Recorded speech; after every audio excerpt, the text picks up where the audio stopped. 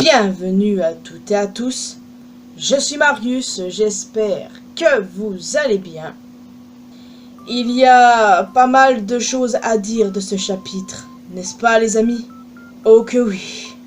Et très clairement, Kuma va encore souffrir, hein. Même si la fin du chapitre là était mignonne et tout, hein. Bah, on sait très bien que ça va pas durer et qu'on est très très loin de nos peines. Pauvre Kuma. Enfin, avant de parler du chapitre, un mot sur la première page, vous connaissez la chanson. Il s'agit d'une requête de fans où l'on retrouve un Zoro enragé d'avoir perdu contre des chihuahuas au jeu des chaises musicales. Il s'est paumé durant la partie ou bien... on connaît Zoro, hein. Le chapitre s'ouvre sur les 100 000 habitants de God Valley qui se font chasser comme des lapins par les dragons célestes. J'ai déjà dit que je détestais ces raclures de fond de chiottes. Ouais, je l'ai déjà dit, mais je ne cesserai jamais de le répéter. Je les déteste. Je connais personne qui aime ces espèces de merde là.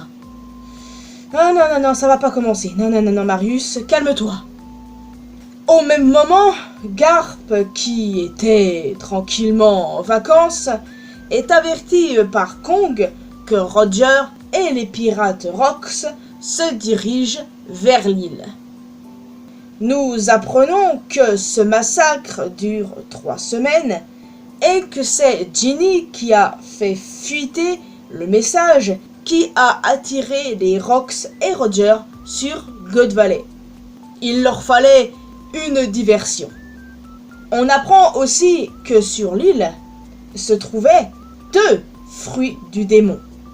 Le fruit des coussinets et celui du dragon azur. Donc, respectivement, les fruits de Kuma et Kaido. Ensuite, Kuma se propose comme appât. Et c'est là que débarque l'équipage Rox qui attaque l'île. Malheureusement, Oda nous cache toujours l'apparence de Xebec. Mais nous pouvons voir les autres. Barbe Blanche, Big Mom, Kaido, Shiki, Miss Bakin, le Capitaine Jaune. On devine aussi Hache d'Argent et Wangzi. À voir qui est qui, mais bon, on le saura dans le futur. Et il y a également l'ancienne impératrice pirate Gloriosa, alias Mamignon. Alors ça les amis, c'est assez surprenant, vous ne trouvez pas? La théorie selon laquelle Gloriosa serait la mère de Yamato devient encore plus probable. Bah quoi? Vous n'avez jamais entendu parler de cette théorie? J'en ai pourtant fait une vidéo. Ça remonte, hein. Je ne sais pas si ça remonterait pas à 1 an, à tout casser. Mais j'en ai fait une. Alors n'hésitez pas à aller la voir pour plus de précision. Et il y a moyen que je mette le lien dans la description, si je n'oublie pas. Sinon les amis, vous allez devoir chercher dans ma playlist One Piece. Ouais, je vous en demande beaucoup, mais bon, écoutez, si je m'en souviens pas, c'est pas ma faute. On sait que Gloriosa a quitté Amazonili après qu'elle soit tombée amoureuse d'un homme. On pourrait supposer que l'homme en question, c'est Xebec, évidemment, puisqu'elle faisait partie de son équipage et tout, oui, ok. Mais voilà, si l'on suit la théorie, bah c'est Kaido le plus plausible. Et personnellement, bah j'aime beaucoup cette théorie. Je l'ai pris même pour être canon. J'y croirais jusqu'à preuve du contraire. J'avoue que je m'attendais pas à ce que Gloriosa fasse partie des Rox. Personnellement, moi je m'attendais plutôt à Shaki, comme beaucoup d'entre vous j'imagine. Hein. D'ailleurs, j'ai hâte d'avoir une réponse la concernant. Dans quel équipage elle était, ce qu'elle faisait, tout ça. Ouais, parce que là, on sait que Gloriosa est celle qui a fait partie des Rox, mais qu'en est-il de Shaki? Mystère jusqu'ici. Parce qu'on sait qu'elle a également été une impératrice d'Amazonili. À voir. Bon, maintenant, reprenons là où on s'était arrêté. Après l'arrivée des Rox, nous avons Roger et Garp qui ont débarqué. Ensuite, Kuma a réussi à manger le fruit des coussinets, tandis que Big Mom s'est emparé du fruit du dragon volé par Ivankov. Les gars, depuis que j'ai lu ce chapitre, je n'arrête pas d'imaginer à quoi aurait pu ressembler Ivankov avec le fruit de Kaido. Ça me fait délirer rien que d'y penser, mais je suis sûr qu'il doit bien exister des fanarts ici et là. Hein.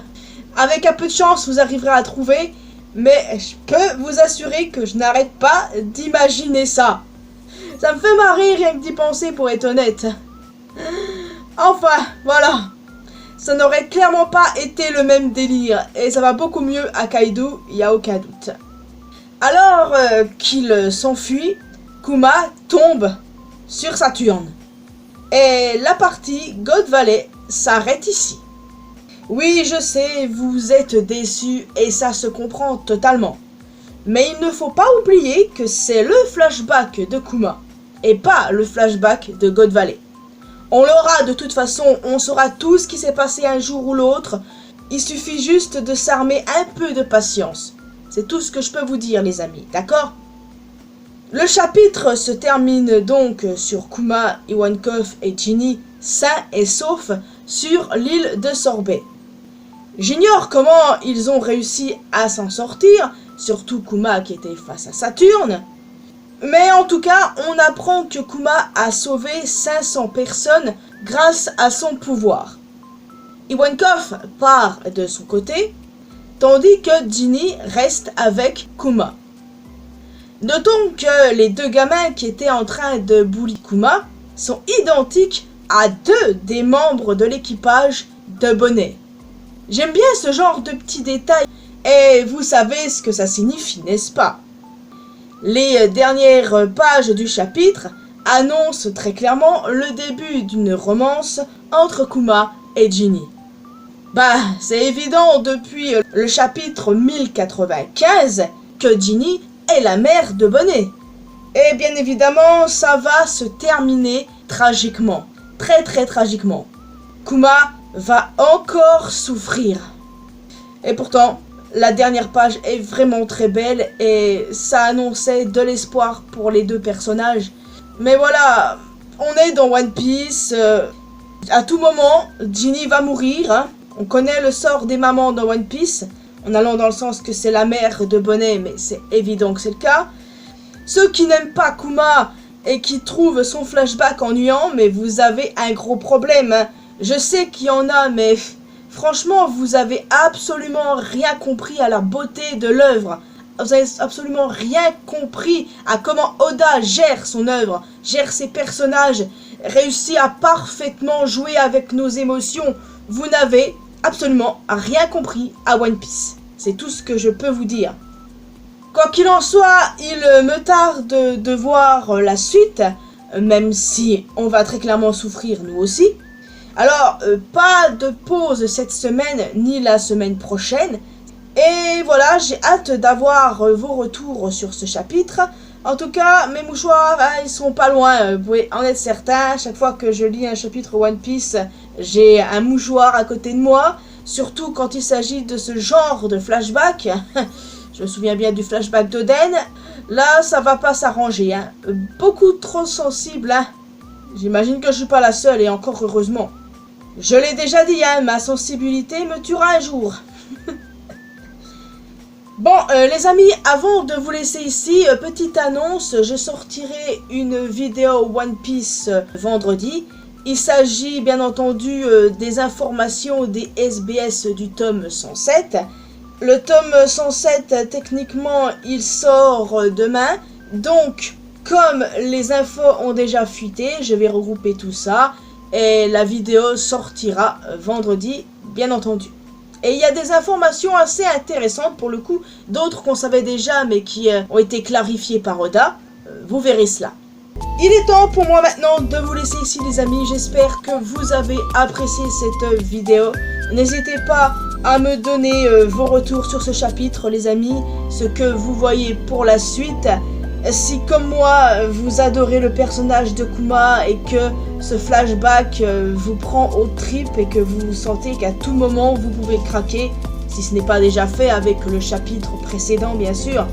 Voilà, si vous n'aimez pas Kuma, que le flashback pour vous est ennuyant, je ne peux plus rien pour vous, hein. Vraiment. Donc en plus d'un commentaire, n'hésitez pas à laisser un petit pouce bleu, ça fait toujours plaisir. Vous pouvez me retrouver sur mes réseaux sociaux, les liens sont comme d'habitude dans la description. Et surtout, le plus important, abonnez-vous à cette chaîne ainsi qu'à ma chaîne secondaire pour qu'on puisse se retrouver dans une prochaine vidéo. Et n'oubliez pas d'activer les cloches notifications, bien évidemment. Bye bye!